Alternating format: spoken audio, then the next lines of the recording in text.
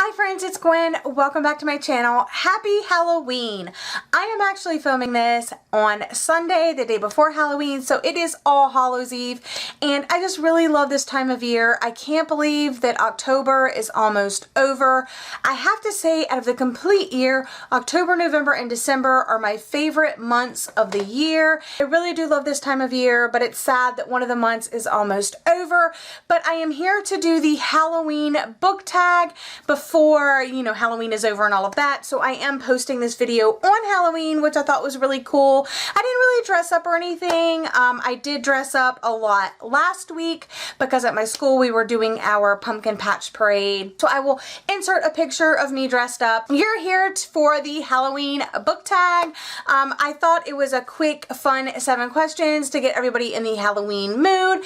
And it talks about several things that we do during Halloween.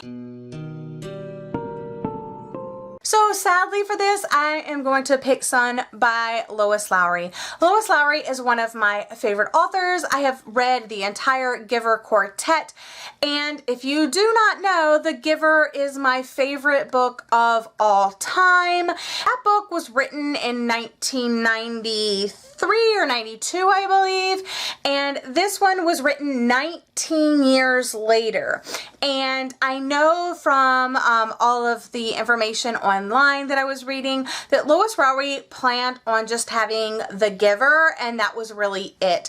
And that book to me was such a masterpiece. One thing that I adored about it and absolutely made me fall in love with her story was the writing itself. It wasn't overly flowery or descriptive. It was straight and to the point, and there were no mistakes. There were absolutely zero mistakes grammatically or just like errors in the book, and it was just such a well thought out, unique, like make you think type of story. I loved the characters and the world that she created, and such a small amount of pages. Like, she packed a punch, and I loved it so much. And then so people were really upset about the way that book ended, so she ended up coming out with the other books in the quartet, and I really liked them because they stayed with the vibe. The writing was the same. It was straight and to the point, and they were still like this utopian world. In The Sun, which was published 19 years after The Giver, the writing took a totally different turn. I did find mistakes in this one, and the writing was just different. There were more flowery words, and the beginning was really cool because I felt like I was back in that world, but then somewhere in the middle it got muddled, and then towards the end it was just kind of like, I felt like she wrote the story that people were wanting her to write rather than like her true author voice. So I didn't hate this book. I did like it, but I definitely have to separate Sun from The Giver. The story just got off track, if that makes any sense. So sadly, I will say Sun by Lois Lowry. I don't know if you have seen my review of This Savage Song by Victoria Schwab yet, but I really enjoyed this book. In particular, I loved the character of August. August is a monster that looks human. So I think he's kind of a trick and a treat. He's a treat because I love him as a character, and his character is so interesting, and there's many layers to it, and I love that he plays the violin. But the trick part of him is that he is one of the monsters in this world, but he looks like a human. So I definitely think you should pick up this book. I will have the review linked for you, but I am using August Flynn as both my trick and my treat. So I definitely think of sweet books as being contemporary romance, and for that I just happen to pick Anna and the French Kiss by Stephanie Perkins. This is the first book in a companion trilogy. Anna and the French Kiss, it's about this girl, Anna, who is living in Atlanta, and she has pretty much a great life, but for her senior year her father sends her off to a boarding school, and in Paris she ends up making friends with this guy who ends up, she falls in love with, and I just think it's a really cute, fluffy. There's nothing like really in-depth or emotional about this. Definitely think this is a cute book, and if you're looking for other, you know, sweet books, I would definitely check out like contemporary romance. So for this, I'm not choosing an obvious character. This person is a real person, and that is Frida Kahlo. I absolutely love her as an artist and as a person, and this book that I have of hers is an intimate portrait. It's her diary, and in the beginning, it's her diary, and then in the back, it's kind of like commentary on some of the pieces that she painted within the diary. And I did do a full kind of like book talk review of this very early on in my channel. I fell in love with having her diary, and of course it's all, you know, in Spanish, so I have no idea what it's saying, but the cool thing is in the back where the commentary is, it's all translated for you so that you can understand. So I really, really like having this. It's a nice, sturdy, nice quality book, and the end pages look like this, and the front looks like this, and the spine.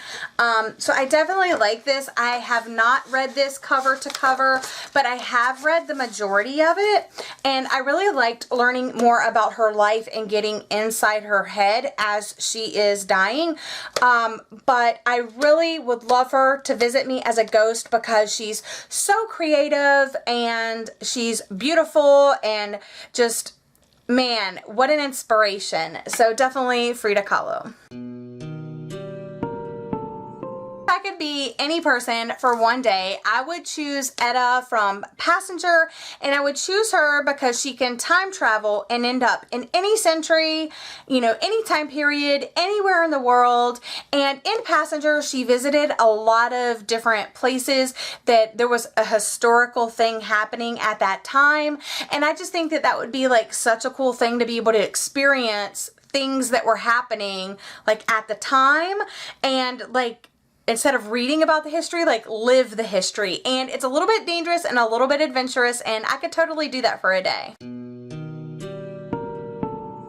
So my favorite moment from Harry Potter, if you don't know, I have seen all of the movies, the earlier movies, a lot more than the later movies, but I have only read books 1 and 2. I do have them here on my shelf, but one of my favorite memories from Goblet of Fire, I think this is probably it's probably going to be my favorite book in the series once I get to it, but from the movies, my favorite scene is where they're having the Triwizard Tournament, and they're sitting in the dining hall, and the other schools are marching in, and they have the boys' school marching in, and then they have the girls' school marching in, and just that scene, it was just so cool. I like the distinction between like Hogwarts and the other two schools, and like their whole demeanor and stuff like that. The guys all coming in all rough and tumble, and the girls all like flittery.